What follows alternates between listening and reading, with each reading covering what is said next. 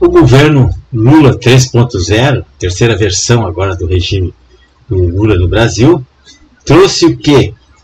A consolidação do governo compartilhado, isso é, o executivo com a Suprema Corte ou com as Cortes Superiores.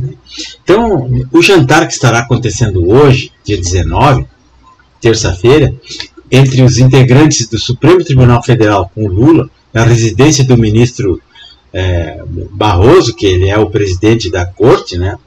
E tem um significado muito especial, né? É a celebração do governo compartilhado, né? Ou que seja que, embora sem previsão constitucional, isso aí não é previsto em lei nenhuma, mas ocorre na prática, né? Não existe de direito, mas existe de fato, só não vê quem não quer ou quem é mal intencionado. Então essa aliança, ela se consolida desde a campanha presidencial de 2022, onde envolveu, por diversas razões, inclusive razões ideológicas, né, a maioria dos ministros do STF e do TSE, sendo que três membros do Tribunal Superior Eleitoral são do próprio STF, como é o caso do presidente Alexandre de Moraes, a Carmen Lúcia e o ministro Cássio Nunes. Então agora, pessoal, agora são 9 petistas que estão lá na Suprema Corte, estão no STF. Então, eles são maioria para tudo agora. Então, o presidente está realmente blindado. Então, o governo socialista, ele é uma via de mão dupla, né? A relação, até certo ponto, é uma relação pessoal, uma relação de amizade entre eles, né, de companheiros, ocorre por indicação de ministros que fazem parte dos cargos no governo e nas sentenças que tornam o próprio presidente cada vez mais inocente, mais livre, está cada dia mais inocentado, mais blindado, digamos assim, que ele se sente poderoso, confiante para fazer o que ele quiser, tudo ele pode fazer, que nada vai acontecer. Então, vale aí, nesse caso, nomear os amigos, como o próprio advogado dele, o Cristiano Zanin, foi nomeado ministro, e agora o Flávio Dino, um companheiro antigo de esquerda, também foi nomeado ministro. Então, eu acho que ele está muito feliz e realizado, porque ele está com uma faca e o queijo na mão. Então, essa esperteza demoníaca do Lula é a prova viva de que o diabo, ele é um sábio porque ele é velho, né? Ele é experiente, é esperto, né? E ele fica blindado com isso, e por gratidão que ele tem pelos ministros, que ele reconhece isso, que afinal foi o STF que soltou ele, tirou ele da cadeia, anulou suas penas e viabilizou a candidatura dele através do TSE para que ele voltasse à presidência da República, apesar de tudo aquilo que aconteceu. Eu vou citar hoje os 30 livros que tem, livros inquéritos que citam todas as barbaridades ocorridas, e não aconteceu absolutamente nada e nem vai acontecer. Então, meus amigos, agora são 9 ministros para ajudar ele a governar. É o consórcio. Mas isso tudo aí é conflito de interesses, a gente sabe, né? E esse jantar que se realiza hoje, às vésperas de ministros decidirem sobre recursos, vários recursos da oposição, né, que vão para o tapetão, como a derrubada de 13 vetos presidenciais e outros assuntos que estão em pauta aí, como censura, que eles querem imprimir, PECs e tal. Então deverão ser tratados por esses, digamos assim, conselheiros togados, né? Porque agora os ministros são conselheiros togados do presidente. Trabalham juntos, é um consórcio, né? Que é um governo compartilhado. Então isso não é nada republicano, isso é um absurdo, porque pela nossa Constituição, né, o artigo 2º diz que os poderes da República são independentes e harmônicos, né? É o freio e contrapeso da República, não pode se misturar, não pode ter um ou dois poderes anulados por um terceiro. Então, mas o que está acontecendo é isso aí, meus amigos. Então, o que nós estamos vendo no Brasil hoje? O que nós vemos nesse momento, pessoal? Prestem atenção nisso aqui que eu estou mostrando para vocês. Nós estamos vendo relações bolivarianas aí, né? Típicas do Foro de São Paulo, né? Que é confraternização, né? Entre eles ali, né? Vocês estão vendo aqui que o presidente nomeia seus amigos e na própria posse do Guinaut ali, ele ameaçou o Ministério Público e disse que o Ministério Público tem que se enquadrar, não pode fazer denúncia sem fundamento, não sei o quê, e botou na mesa, botou a faca no pescoço do cara. O cara se fez de moco, né? Porque ele é um homem tão instruído, tão insensato, tão badalado, tão competente, ter que ouvir de um criminoso desse, isso mas enfim, não dá nada. Então, se fosse uma democracia séria no Brasil, isso jamais poderia acontecer. Essas relações institucionais bolivarianas aí que nós estamos vendo. Então, meus amigos, o desafio do novo PGR, esse que eu mostrei para vocês, será a pressão que o PT, que a esquerda vai fazer, para que ele persiga os adversários políticos. Para isso, na cabeça dessa gente, o Ministério Público existe para perseguir as tias do Zap, os bolsonaristas, as pessoas que não concordam com esse tipo de expediente que eles fazem. Então o PGR, Paulo Guinot Blanco, ele assumiu na segunda-feira, agora dia 18, diante do maior desafio da vida dele, que é resistir às pressões dos ativistas do PT, dentro e fora da PGR, para atormentar, perseguir os adversários, como nos primeiros governos do Lula, governo 1 e 2. E o PT pressionou Lula a não indicar o Guinot para o cargo, acionando entidades de aparelhamento, para que emitissem notas de repúdio contra o procurador, acusando-o de ser católico e conservador. Veja só, católico e conservador o procurador. E como se fosse algum demérito ou algum crime o cara ser católico ou ser conservador.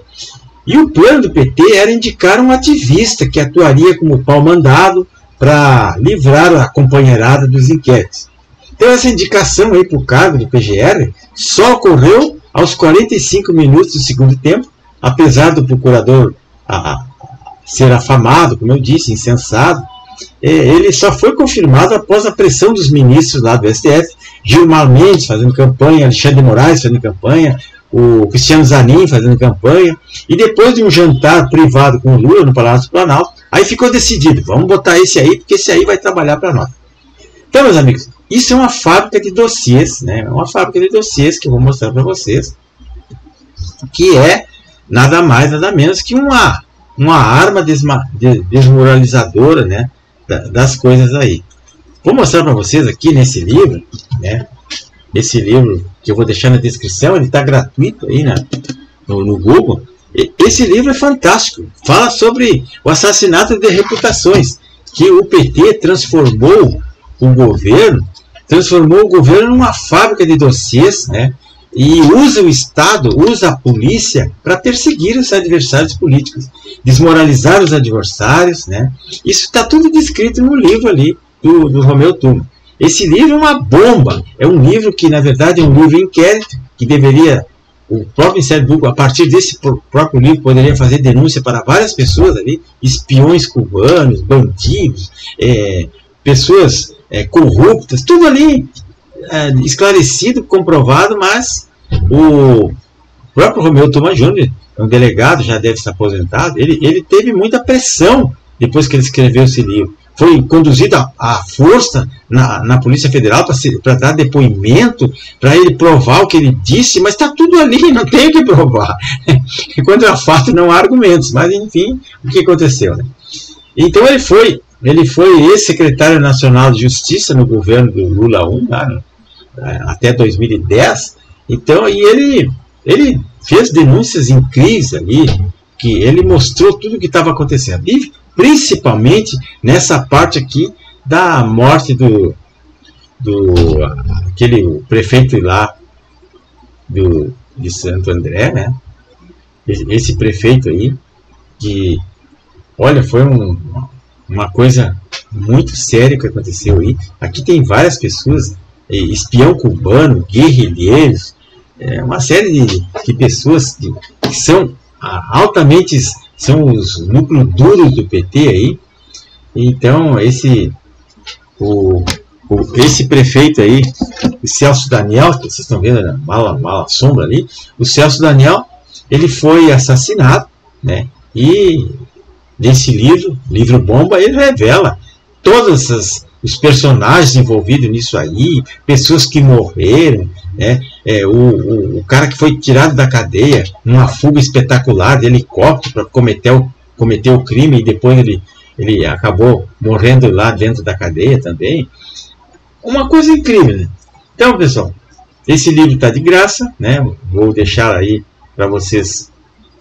Vocês depois vão baixar aqui. Vou deixar um vídeo também muito interessante sobre o marxismo cultural, sobre a revolução cultural e o gramscismo. O gramscismo, que é a teoria de Antônio Gramsci, de aparelhar o Estado, né, ocupar espaços e dominar o poder sem dar um tiro. Foi o que aconteceu.